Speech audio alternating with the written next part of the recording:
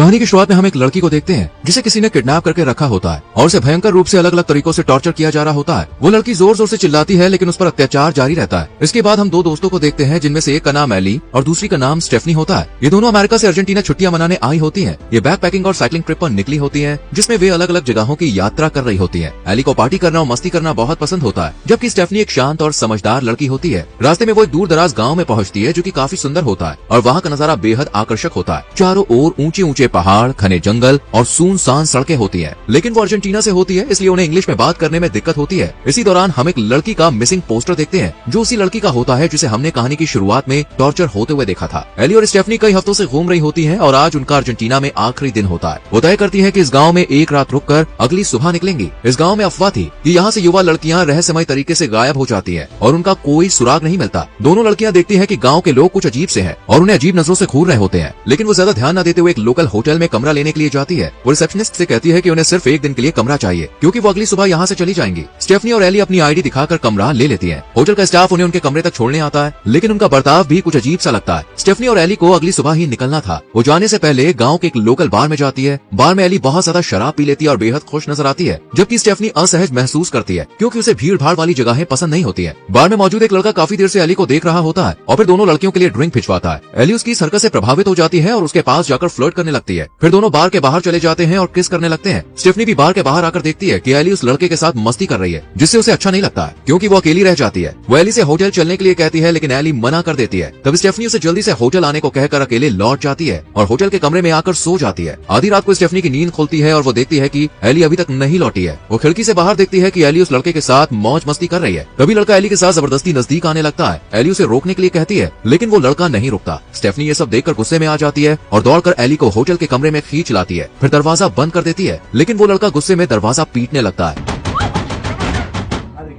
और चिल्लाकर दरवाजा खोलने के लिए कहता है। तभी होटल के बगल वाले कमरे से एक आदमी बाहर आता है और उस लड़के को वहाँ से भगा देता है। अगली सुबह स्टेफनी और एली को उठने में देर हो जाती है। वो दोनों जल्दी जल्दी साइकिल लेकर बस पकड़ने जाती है लेकिन बस छूट जाती है क्योंकि जिस जगह उन्हें जाना था वहाँ की बस दिन में सिर्फ एक बार आती है। इससे वो परेशान हो जाती है और तय करती है कि वो आराम करेंगी और एक एक्स्ट्रा दिन इसी गाँव में रुकेंगी। वो होटल वापस लौटती है और रिसेप्शनिस्ट को बताती है कि उनकी बस छूट गई है। तब रिसेप्शनिस्ट उन्हें सुझाव देती है कि पास में एक खूबसूरत वाटरफॉल है जहाँ पर उन्हें जरूर जाना चाहिए। ये सुनकर दोनों खुश हो जाती है और तुरंत साइकिल लेकर वहाँ जाने के लिए निकल पड़ती है। वो जल्द ही वाटरफॉल के पास पहुंच जाती है और साइकिल्स को एक जगह पर रखकर पानी का आनंद लेने लगती है। वो जगह पूरी तरह से सुनसान होती है और उनके अलावा वहाँ पर कोई नहीं होता। कुछ देर पानी में खेलने के बाद वो धूप सेकने लगती है। इस दौरान स्टेफनी के दिमाग में उसका हाल ही में हुआ ब्रेकअप चल रहा होता है क्योंकि उसके बॉयफ्रेंड ने उसे धोखा दिया था। फिर भी स्टेफनी अपने बॉयफ्रेंड के पास वापस जाना चाहती थी लेकिन एली उसके खिलाफ थी। एली स्टेफनी को समझाने लगती है कि उसे अपने बॉयफ्रेंड के पास वापस नहीं जाना चाहिए क्योंकि उसने उसे धोखा दिया है। लेकिन फिर वो उसका मजाक बनाने लगती है जिससे दोनों के बीच बहस हो जाती है। गुस्से में स्टेफनी एली को अकेला छोड़कर साइकिल लेकर वहाँ से निकल जाती है। आधे रास्ते में स्टेफनी को एहसास होता है कि उसे एली को अकेला नहीं छोड़ना चाहिए था। वो तुरंत ही एली को मैसेज भेजती है। एली को भी अपनी गलती का एहसास होता है और वो स्टेफनी से माफी मांगते हुए होटल के पास वाले कैफे में मिलने के लिए कहती है। फिर एली वहाँ से निकलने लगती है लेकिन तभी अचानक कोई अजनबी आदमी उसे पकड़ लेता है और जबरदस्ती अपने साथ ले जाता है। एली हाथ पांव मारती है और खुद को छुड़ाने की कोशिश करती है लेकिन कोई फायदा नहीं होता। उधर स्टेफनी साइकिल लेकर होटल के पास वाले कैफे में पहुँचती है जहाँ एली उसे मिलने वाली थी लेकिन उसे वहाँ एली नहीं मिलती और न ही उसकी साइकिल नजर आती है। स्टेफनी बार बार एली को फोन और मैसेज करती है लेकिन कोई जवाब नहीं आता जिससे वो परेशान हो जाती है। तभी कैफे के बाहर से गुजरती गाड़ी अचानक रुकती है। ये वही आदमी होता है जो उनके होटल के बगल वाले कमरे में ठहरा था और जिसने कल रात एली को उस लड़के से बचाया था।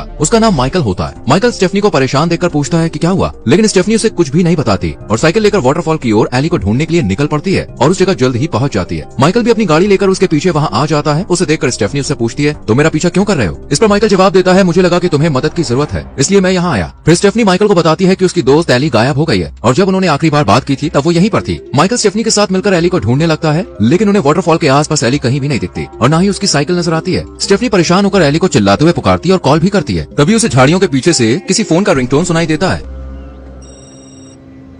वो झाड़ियों में जाकर देखती है और एली का फोन उठा लेती है लेकिन एली का कोई पता नहीं चलता। ये देखकर स्टेफनी घबरा जाती है और तुरंत पुलिस को कॉल कर देती है। कुछ देर के बाद एक पुलिस ऑफिसर अपनी गाड़ी लेकर वहाँ पे आता है। स्टेफनी उसे एली की फोटो दिखाकर बताती है कि उसकी दोस्त गायब हो गई है और उसने उसे आखिरी बार यहीं देखा था। ऑफिसर पूछता है कि उसने एली को अकेला क्यों छोड़ा था। इस पर स्टेफनी बताती है कि हम दोनों में किसी बात को लेकर बहस हो गई थी इसलिए गुस्से में वहाँ से चली गई थी। पुलिस ऑफिसर एली को ढूंढने के बारे में ज्यादा दिलचस्पी नहीं दिखाता और कहता है कि इस इलाके में पहले भी कई लड़कियां गायब हो चुकी हैं। अगर एली खुद से नहीं लौटी तो शायद वो भी उन्हीं लड़कियों की तरह गायब हो चुकी होगी। ये सुनकर स्टेफनी को गुस्सा गुस्सा आ जाता है। पुलिस ऑफिसर कहता है कि अगर वो चाहे तो एली की मिसिंग रिपोर्ट दर्ज करा सकती है। स्टेफनी ऑफिसर के साथ गाड़ी में बैठकर पुलिस स्टेशन की ओर रवाना हो जाती है। रास्ते में पुलिस ऑफिसर स्टेफनी से कहता है कि उसे माइकल से दूर रहना चाहिए और किसी अनजान इंसान पर भरोसा नहीं करना चाहिए। इस पर स्टेफनी जवाब देती है कि मैं इतनी जल्दी किसी पर भरोसा नहीं करती हूँ। फिर स्टेफनी ऑफिसर के साथ पुलिस स्टेशन आकर मिसिंग रिपोर्ट लिखवाती है। वो चाहती है कि ऑफिसर तुरंत एली को ढूंढे, लेकिन पुलिस अफसर इसे गंभीरता से नहीं लेता है। वो कहता है कि अगर एली कल तक नहीं मिलती तब वो उसे ढूंढने जाएगा। ये सुनकर स्टेफनी निराश हो जाती है और स्टेशन से बाहर आकर खुद गांव के लोगों से मदद मांगने की कोशिश करती है, लेकिन गांव के लोग उसे नजरअंदाज कर देते हैं और ऐसा लगता है कि वो उससे कुछ छुपा रहे हैं। तभी स्टेफनी की नजर उस लड़के पर जाती है जो उस दिन एली के साथ होटल के बाहर बदतमीजी कर रहा था और जिसे माइकल ने भगा दिया था। वो लड़का खाने पीने का सामान लेकर गाँव से बाहर जा रहा होता है। जब वो स्टेफनी को देखता है तो अचानक भागने लगता है। स्टेफनी को उस पर शक होता है, इसलिए वो भी उसका पीछा करने लगती है, लेकिन लड़का चालाकी से उसे चकमा देकर गायब हो जाता है। स्टेफनी वापस होटल पहुंचती है और देखती है कि किसी ने उसकी साइकिल खराब कर दी है। ये देखकर वो चौंक जाती है और परेशान हो जाती है। उसे कुछ भी समझ में नहीं आता कि ये किसने और क्यों किया। अब स्टेफनी माइकल से बात करने उसके होटल के कमरे में जाती है, लेकिन वहाँ माइकल नहीं होता है। स्टेफनी अंदर जाकर माइकल का बैग खोलकर देखती है, क्योंकि अब उसे किसी पर भरोसा नहीं रह गया था। बैग में उसे एक ब्रेसलेट मिलता है जो एली हमेशा पहनती थी।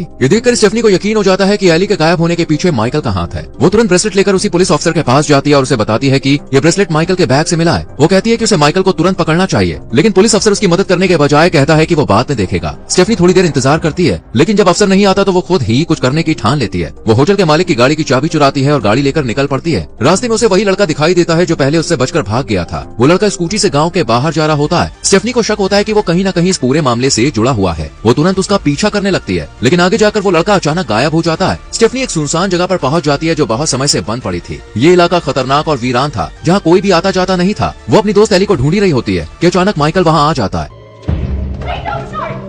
स्टेफनी माइकल को देखकर उससे सवाल करने लगती है और कहती है कि तुम यहाँ क्या कर रहे हो? मुझे ब्रेसलेट तुम्हारे बैग में मिला और ये एली का है। स्टेफनी गुस्से से चिल्लाती है, लेकिन माइकल शांत लहजे में जवाब देता है, ये ब्रेसलेट एली का नहीं है, ये मेरी गर्लफ्रेंड का है। हम दोनों टूरिस्ट थे और घूमने के लिए इस गाँव में आए थे, लेकिन एक दिन वो अचानक गायब हो गई और तब से मैं उसे ढूंढ रहा हूँ। मैंने पुलिस अफसर से भी मदद मांगी थी, लेकिन उसने मेरी कोई मदद नहीं की। ये सुनकर स्टेफनी को अफसोस होता है। वो माइकल से माफी मांगती है। माइकल बताता है कि इस गाँव में ह्यूमन ट्रैफिकिंग का एक बड़ा नेटवर्क चल रहा है। यहाँ कई टूरिस्ट लड़कियाँ पहले भी गायब हो चुकी हैं और शायद एली और मेरी गर्लफ्रेंड भी उसी गैंग के कब्जे में है। ये सुनकर स्टेफनी के होश उड़ जाते हैं। माइकल कहता है कि हमें जल्द से जल्द उन्हें ढूंढना होगा। वो दोनों अलग अलग होकर इस सुनसान तबाह हुई जगह पर एली और माइकल की गर्लफ्रेंड को ढूंढने लगते हैं। कुछ देर बाद पुलिस अफसर अपनी कार लेकर वहाँ पहुँचता है और देखता है कि बाहर एक कार खड़ी है जिसे स्टेफनी लेकर आई थी। जैसे ही वो आगे बढ़ता है उसे माइकल दिखाई देता है। ऑफिसर उसके पास आता है, तब माइकल उसे बताता है कि वो अपनी गर्लफ्रेंड को ढूंढते हुए यहाँ आया है। पुलिस अफसर माइकल को अपनी गाड़ी में बैठा लेता है और दोनों वहाँ से निकल जाते हैं। वहीं स्टेफनी अभी भी एली को ढूंढ रही होती है, तभी उसे वही स्कूटी दिखाई देती है जो उस लड़के की थी और जिसका वो पीछा कर रही थी। वो धीरे धीरे आगे बढ़ती है और देखती है कि एली एक जगह पर रस्सियों से बंधी हुई है। वो लड़का उसे टॉर्चर कर रहा होता है, जबकि एली तेज तेज चीख रही होती है। ये देखकर स्टेफनी का दिल बैठ जाता है। वो लड़का वहाँ पर टीवी देखने लगता है। तभी उसके पास एक कॉल आता है। वो कहता है कि मैं आज ही उस लड़की को लेकर आऊंगा। ये सुनकर स्टेफनी बहुत ज्यादा डर जाती है। वो लड़के को फोन पर बात करते देख मौके का फायदा उठाकर एली को छुड़ाने के लिए चुपके से जनरेटर बंद कर देती है ताकि लड़के का ध्यान भटक जाए। और होता भी ऐसा ही है। वहाँ की सारी लाइट चली जाती है और टीवी बंद हो जाता है। इससे लड़का जनरेटर ठीक करने के लिए जनरेटर के पास जाता है और स्टेफनी झटपट एली की रस्सियां ढीली करने लगती है। वो एली को छुड़ाने की कोशिश कर ही रही होती है कि तभी लड़का उन्हें देख लेता है, लेकिन तब तक एली पूरी तरह से आजाद हो चुकी होती है। दोनों दोस्त पूरी ताकत लगाकर भागने लगती है, लेकिन वो लड़का उनका पीछा करने लगता है। इसी दौरान एली एक लकड़ी उठाकर लड़के के सिर पर मार देती है,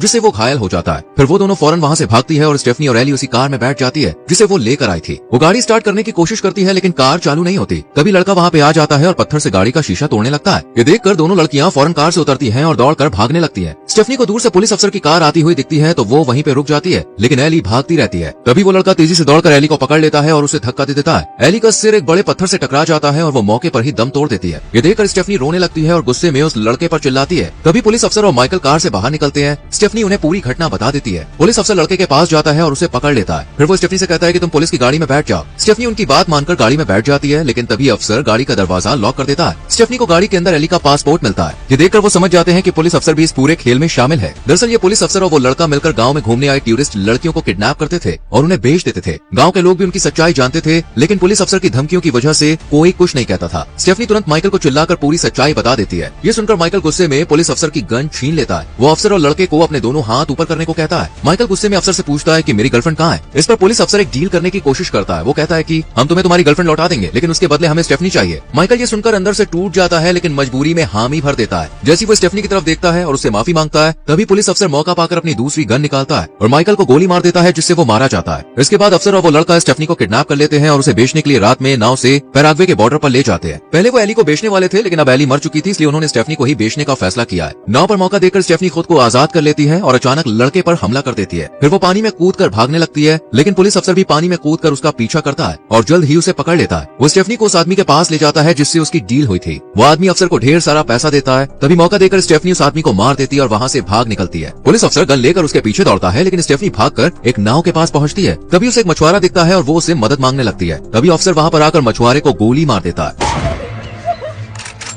ये देखकर स्टेफनी डर कर नाव के अंदर छुप जाती है। वहाँ उसे एक टेबल पर चाकू दिखाई देता है। वो चुपचाप चाकू उठाकर अपने पास रख लेती है, लेकिन अफसर उसे ढूंढ निकालता है और उस पर बंदूक तान देता है। लेकिन स्टेफनी उस पर हमला कर देती है और दोनों के बीच जबरदस्त लड़ाई होती है। आखिरकार स्टेफनी पर बंदूक उसे अफसर को मार डालती है। अगली सुबह स्टेफनी पैराग्वे की एक सड़क पर पैदल चल रही होती है। तभी उसके पास एक जीप आकर रुकती है जिसमें पैराग्वे की मिलिट्री महिला होती है। वो स्टेफनी को सुरक्षित अपनी जीप में बैठा लेती है और इसी के साथ फिल्म खत्म हो जाती है। दोस्तों, अगर आप स्टेफनी की जगह होते तो क्या आप पुलिस पर भरोसा करते या खुद एली को ढूंढने की कोशिश करते? इस पर अपनी राय कमेंट सेक्शन में जरूर दें। वीडियो को यहाँ तक देखने के लिए thank you very much. Video को लाइक और शेयर करके चैनल को सब्सक्राइब करें और बेल आइकॉन को प्रेस करें जिससे आने वाली वीडियोस आपसे मिस ना हो। मिलते हैं अगली वीडियो में। Till then bye bye, take care.